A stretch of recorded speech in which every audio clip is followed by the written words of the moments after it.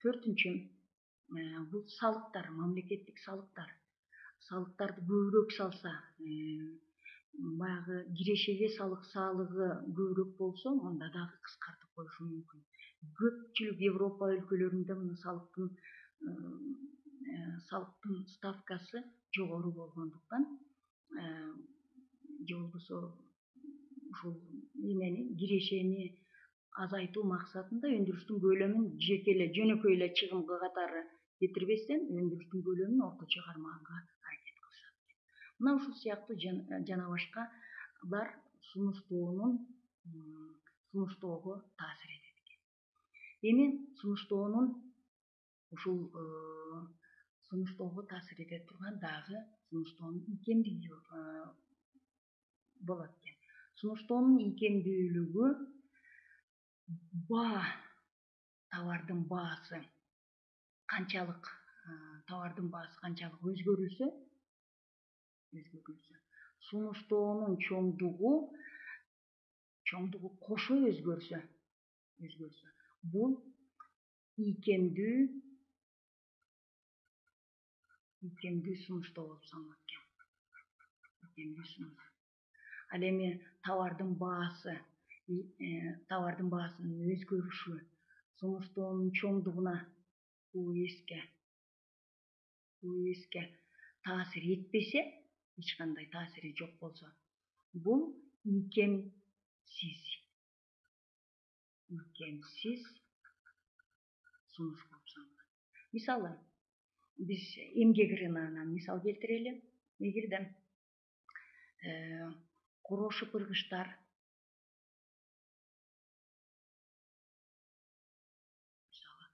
короо шыпырган адамдар эмгек акысын, бул баа деп алалы.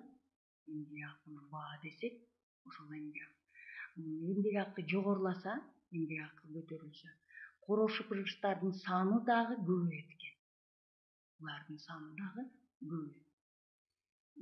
Ал эми эмгек акысы төмөн болсо, короо шыпыргычтардын саны дагы азыраак шыпырам деген кишилердин саны аз болот экен. Мына ушул товардын баасынын же болбосо тиги эмгек акынын өзгөрүүсү чоңдукка, санына таасир этип атат, Мына ушул сунуштун ийкемдүүлүгүн түшүндүрүп атат. Ал эми ийкемсиздигине ушул эле мисалдан улай врачтар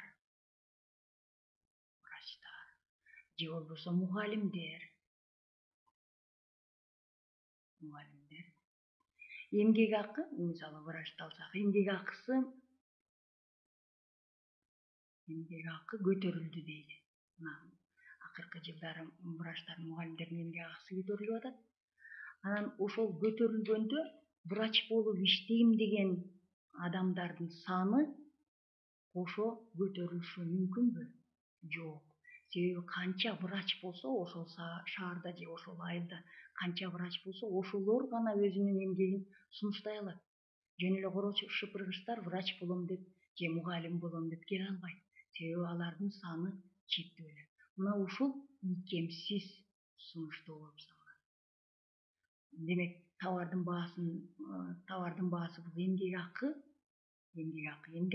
өзгөрүп атат. Бирок сунуштоонун чоңдугу эч кандай өзгөрбөй эле. Сунуштоонун чоңдугу канча болсо, ошончо гана врач өзүнүн эмгек рыногун сунуштай алат экен. Ушул суроо талап сунуштоодон, рыноктогу суроо талап менен сунуштоонун дал келиши, чоңдуктарынын барабар болушунун натыйжасында тең салмактуу баа келип чыгат. Эгерде биз графикте сунуштоонун ири сызыгын сыздык, ал эми суроо талаптын ири сызыгы, сунуштоонун ири сызыгы S тамгасы менен белгиленет. Сунуштоонун ири сызыгы S тамгасы, суроо талаптыкы D тамгасы. Мына ушул кесилген же болбосо ири сызыктарынын дал келген жери тең салмактуу баа. Мисалы биздин картошканын баасы дейли. Жана картошканын баасы сунуштаганда мисалы бир 4 сом дейли, могу жерде 4 сом. 4 сомго сунушталып атканда 4 сомдо бул жерде 40 тонна дейли. Белгилүү убакыттын ичинде 40 тонна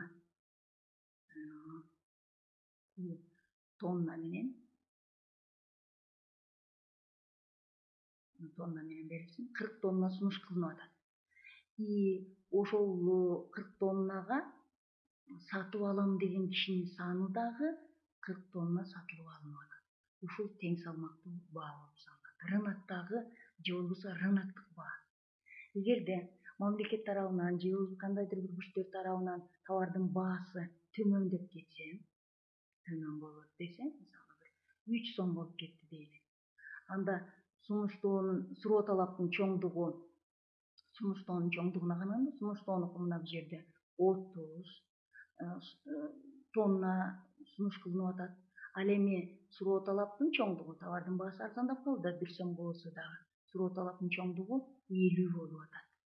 Демек могул ортодо 20 тонна товар тартыш. Рынокто товар жетишпейт. Башкача айтканда товардын тартыштыгы келип чыгып атат. Ал эми товардын баасы жогору көтөрүлгөндөчү 5 сом болсо, товардын суроо талап бул жерде 1 сомго болсо да кымбаттап кетти, суроо талабы азайды, 30га барабар болду. Ал эми сунуштоо болсо, бир 45-50нин тегерегинде болуп атат. Товар ашык. Сунуштоо мына 50 тонна сунуш кылынып атат. Ал эми сатып алам деген кишинин саны 30 тонна. Бул учурда дагы 20 тонна товар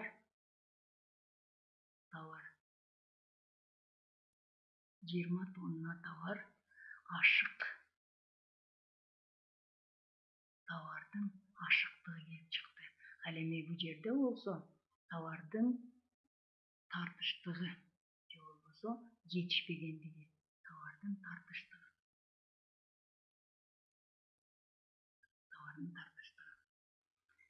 Ошондуктан өндүрүүчүлөр, сатуучулар рыноктук бааны тапканга аракет кылышат. Өзүнүн товарын ашып калбагандай же болбосо жетпей калгандай болбогондой рынок баасын тапканга аракет кылышат. Кийинки сабакта дагы суроо талап сунуштоо жөнүндө сөз кылынат.